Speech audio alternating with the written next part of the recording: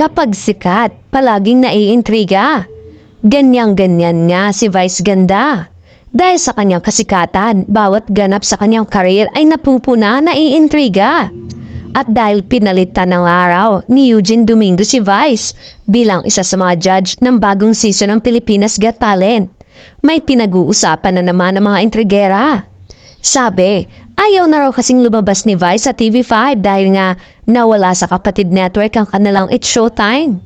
Kaya nga raw wala na sa PGT si Vice ay dahil hindi niya gusto ang nangyari sa kanilang noontime show na pinalitan ng Itbulaga sa noontime slot.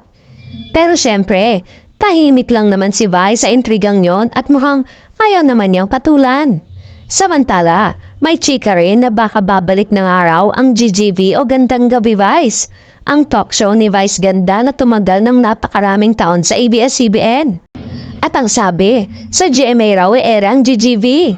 Samantala, ngayong gabi ay formal nang ipakikilala ang mga judges ng nasabing talent show. Una nang ipinakilala ang mga host nito na sina Melek Antiveros at Robbie Domingo.